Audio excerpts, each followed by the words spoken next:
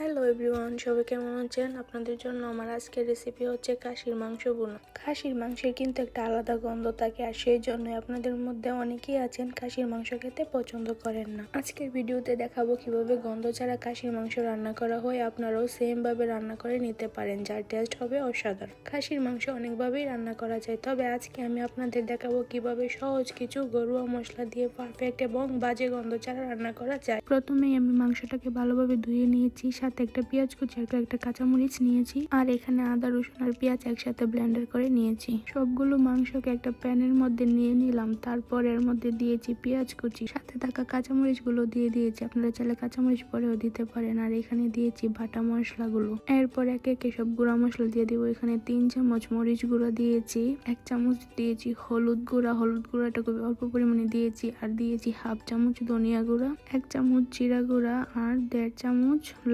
লবণটা পরিমাণ মতো দেবেন। এখন এর মধ্যে দিব কয়েকটা এলাচগুলোকে হালকা তেতো করে নিয়েছি। তারপর দেব দারুচিনি, এখানে কয়েক টুকরা দারুচিনি দিয়েছি, 4 থেকে 5টা লবঙ্গ আর আস্ত কালো গোলমরিচ দিয়েছি কয়েকটা, আর দিয়েছি একটা জায়ফলের 3/1 জায়ফল, সাথে দিয়েছি 2টো তেজপাতা, খুবই অল্প পরিমাণে আস্ত জিরা দিয়েছি, সাথে দিয়েছি 1 টুকরো লেবুর রস। লেবুর রসটা অবশ্যই দিতে হবে, এটা স্কিপ করা যাবে না। লেবুর রস দিলে খাসির মাংসের যে একটা বাজে গন্ধ সেটা অনেকটাই কমে যায়। আপনারা চাইলে এখানে টক দইও দিতে পারেন। আমি যে লেবুর রস দিয়েছি সেই ভিডিওটা করা হয়নি, আমি ভিডিও করতে ভুলে গিয়েছিলাম। সব শেষে আমি দিয়ে দিলাম সয়াবিন তেল। সয়াবিন তেলটা খুব বেশি দেওয়া যাবে না, কারণ খাসির মাংস তো এমনিতেই অনেক চর্বি থাকে, তাই তেলের পরিমাণটা একটু কমিয়ে দিতে হবে।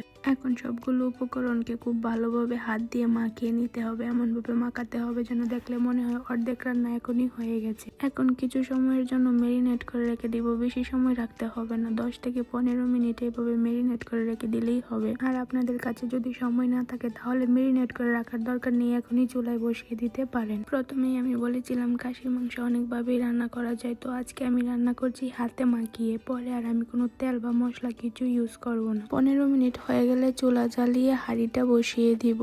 প্রথম দিকে চুলার আঁচ হাই রেখে কুক করতে হবে, আর অবশ্যই ঢাকনা দিয়ে দিবেন। খেয়াল রাখতে হবে যেন নিচ থেকে পুড়ে না যায়। 5 থেকে 6 মিনিট পর পর ঢাকনা উঠিয়ে ভালোভাবে নেড়ে চেড়ে নিতে হবে। এইভাবে হাই ফ্লেমে 10 থেকে 15 মিনিট কষিয়ে নিতে হবে। রান্নার স্বাদ কিন্তু নির্ভর করে পারফেক্ট চুলার আঁচ আর কষানোর মধ্যে। প্রথম বলক ওঠার পর দেখেন অনেকটা পানি বেরিয়ে এসেছে। আমি কিন্তু এখানে এক্সট্রা কোনো পানি ইউজ করিনি।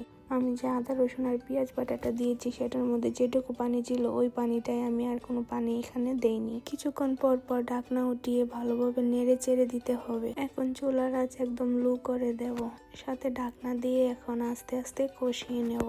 এই পর্যায়ে উপর থেকে দেখবেন তেল বেশি আসবে আর মশলাটাও অনেকটা গ্রেভি হয়ে যাবে। এখন চুলার আঁচ কমিয়ে ভালোভাবে সিদ্ধ করে নিতে হবে। খুব সময় নিয়ে আস্তে আস্তে কষাতে হবে, আর কষানোটা পারফেক্ট হলেই খাসির মাংসের গন্ধটাও দূর হয়ে যাবে। চুলার আঁচ কমিয়ে দেওয়ার পর প্রায় 20 মিনিটের মতো এভাবে ঢাকনা দিয়ে কিছুক্ষণ পর পর নেড়ে চেড়ে ভালোভাবে কষিয়ে নিতে হবে, আর এর মধ্যে মাংসটাও সিদ্ধ হয়ে যাবে। খাসির মাংস একটু সিদ্ধ হলেই ভালো লাগে, কারণ হাড্ডিটা চিবিয়ে চিবিয়ে খাওয়া যায়। খাসির মাংসটা ধোয়ার সময় আপনারা মাংসের মধ্যে 1 টুকরো লেবুর রস বা কিছুটা ভিনেগার দিয়ে তার সাথে একটু বেশি করে লবণ দিয়ে কিছুক্ষণ মাখিয়ে রেখে ধুয়ে নিলে দেখবেন মাংসের গন্ধ আরও কিছুটা কমে যাবে। তরকারির কালারটা দেখেন জাস্ট কি সুন্দর হয়েছে, আর উপর থেকে তেলও বেশি উঠেছে।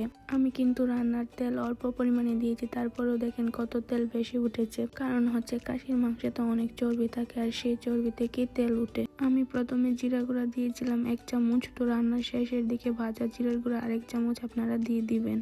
এতে করে রান্নার টেস্ট ভালো হবে আর খুব ভালো একটা স্মেল আসবে, আর খাসির মাংসের কোনো বাজে স্মেল পাবেন না। আমার খাসির মাংসের বোনা রান্না কমপ্লিট। এটা হচ্ছে আমার রান্নার ফাইনাল লুক।